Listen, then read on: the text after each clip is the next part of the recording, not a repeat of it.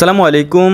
আলহামদুলিল্লাহ, আমরা আমাদের খামারে 500-র মতো হাঁসের বাচ্চা তুললাম এবং এই হাঁসের বাচ্চা আমরা মূলত 6 জনে মিলে তুলেছি এবং এর সাথে আরও প্রায় 1000-এর মতো আমাদের অর্ডার করা আছে, সেগুলো আমরা কয়েকদিনের মধ্যে নিয়ে আসবো। তো এখন অনেকেই প্রশ্ন করতে পারেন যে এত হাঁসের বাচ্চা আমরা কিভাবে পালবো এবং কোথায় পালবো, সে বিষয়গুলো আপনাদেরকে আজকের ভিডিওতে দেখানোর চেষ্টা করব এবং আপনারা যদি এভাবে শুরু করতে চান তাহলে এই ভিডিওটা দেখে আপনারা একটা আইডিয়া পেতে পারেন ইনশাআল্লাহ। তো মূলত খুব সকালে আমরা এই হাঁসের বাচ্চা আনতে যাব হাঁসের খামারে, বিশেষ করে আমাদের এখান থেকে একটু দূরে ওই জায়গায় আমরা যাব সকালবেলা, একেবারে সকালবেলা, আবহাওয়া অনেক সুন্দর ছিল। তো আমরা যাচ্ছিলাম ওই হাঁসের খামারের দিকে, যেখান থেকে আমরা হাঁসের বাচ্চাগুলি সংগ্রহ করব। আর এর মাঝে আপনাদেরকে একটা কথা বলে নিই, সেটা হচ্ছে এই হাঁসের বাচ্চাগুলি মূলত আমরা আমাদের পাথার বলেন বা বিল বলেন, বিলে ছেড়ে দেবো একটু বড় হইলে আর কি। তো আমরা বাজারে এসে এখান থেকে সকালে নাস্তা করে নিলাম, কারণ আমাদেরকে আরও কিছুটা পথ যেতে হবে এবং সেখান থেকে হাঁসের বাচ্চাগুলিকে সংগ্রহ করতে হবে। আমাদের সেখানে অর্ডার করা ছিল বিশেষ করে। তো ওনারা আমাদেরকে ফোন করে বলেছিলেন যে হাঁসের বাচ্চা চলে আসছে আপনাদেরগুলো, আপনারা নিয়ে যান এসে। তো আমরা বাজার থেকে নাস্তা করে তারপর রওনা দিব ওনাদের ওইখানে, মানে ওনাদের খামারের দিকে। তারপর ওখান থেকে হাঁসের বাচ্চাগুলো আমরা সংগ্রহ করব। তো মূলত আমরা 500 বাচ্চা প্রথমে অর্ডার করেছি, এগুলিকে নার্সিং করা, তারপরে ব্রুডিং করা, এরপরে আমরা পানিতে এগুলোকে ছাড়বো। প্রত্যেকটা স্টেপে আমরা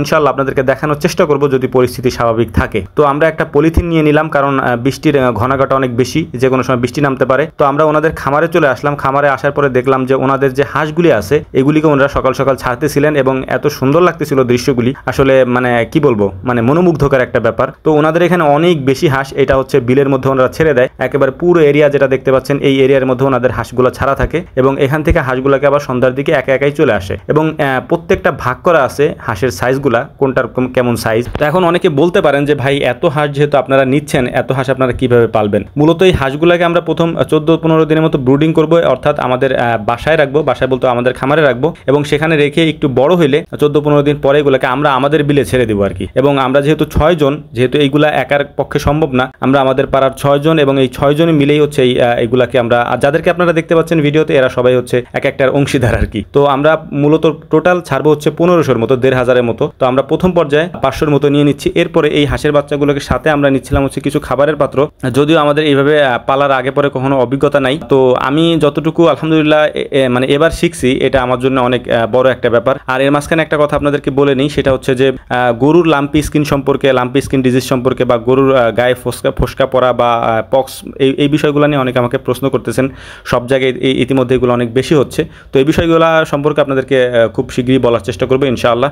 তো আমরা খামারে আমাদের হাঁসগুলোকে নিয়ে আসার পরে প্রথমে আমরা মাটিতে, মানে ফ্লোরের উপরে আমরা ছালার চট বিছায় নিচ্ছিলাম, কারণ এই হাঁসের বাচ্চাগুলোকে রাখার জন্য প্রাথমিক পর্যায়ে আমাদেরকে রাখতে হবে ছালার চটের উপরে। এবং এই চটগুলোকে বিছানোর পরে আমরা সুন্দর মতো যে ফাঁকাগুলো আছে, ফাঁকাগুলো বন্ধ করে দেওয়ার পরে ইট দিয়ে আটকাই দিচ্ছিলাম, যাতে এই ভিতরে কোনো রকম কোনো মানে কি বলে এটা, চিকা বলেন, তারপরে ইঁদুর বলেন, এগুলো ঢুকতে না পারে আর কি। তো এইগুলোকে আমরা এনে ছেড়ে দিচ্ছিলাম, একেবারে 0 সাইজ, 1 দিন বয়স, এবং ওরা এখনও খাবার টাবার, ওদের পেটে এখনও কিছুই পড়ে নাই। তো আমাদের এখানে আনার পরেই মূলত আমরা ওদেরকে খাবার দিব।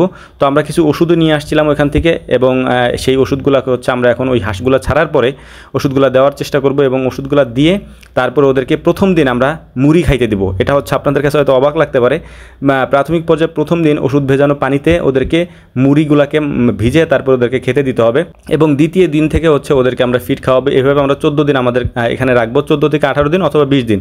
এটা সাইজের উপরে ডিপেন্ড করে। সাইজ যদি ভালো হয় তাহলে আমরা আগে ছেড়ে দিব, আর যদি সাইজ একটু নর্মাল হয় তাহলে আমরা একটু পরে ছাড়বো আর কি।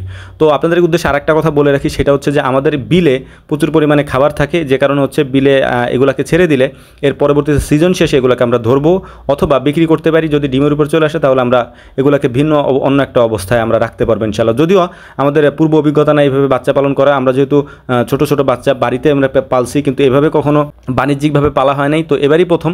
তো আমাদের জন্য বিশেষ করে দোয়া করবেন এবং কাজের এখন অনেক বেশি ব্যস্ততা। আপনাদের আমি গত ভিডিওতে বলছি যে আমাদের এদিকে এখন পাটের সিজন, কাজের অনেক বেশি ব্যস্ততা, যে কারণে আমরা মানে নিজেরাই হিমশিম খেতে হচ্ছে আর কি। তো যাই হোক, পানিগুলোকে আমরা ছেঁকে নিচ্ছিলাম, কারণ এই পানিগুলোকে আলাদা এই ড্রামের মধ্যে দিতে হবে।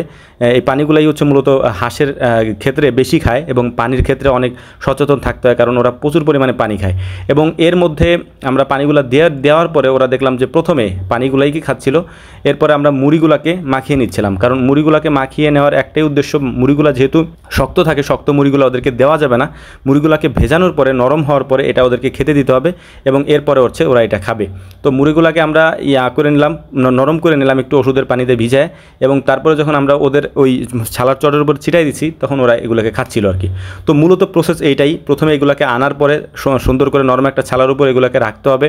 তারপরে হচ্ছে যে ওষুধগুলো আছে যদি আপনারা প্রয়োজন পরে আমাকে বলবেন, মেসেজ করবেন, আমি ওষুধগুলোর নাম বলে দিব। ওই ওষুধগুলো তারপরে ওদেরকে মানে পানির মধ্যে দিয়ে দিতে হবে। যে বক্সগুলো আমরা দিছি ওই বক্সগুলোর মধ্যে বা পানির মধ্যে ওষুধ মিশ্রিত আছে, এবং এর পাশাপাশি আমরা যে খাবার দিলাম এইটাও হচ্ছে পানি মিশ্রিত বা ওষুধ মিশ্রিত আর কি। তো যাই হোক, এই ছিল আমাদের ভিডিও। তো আমাদের জন্য দোয়া করবেন। আসসালামু আলাইকুম ওয়া রাহমাতুল্লাহি তাআলা ওয়া বারাকাতুহু।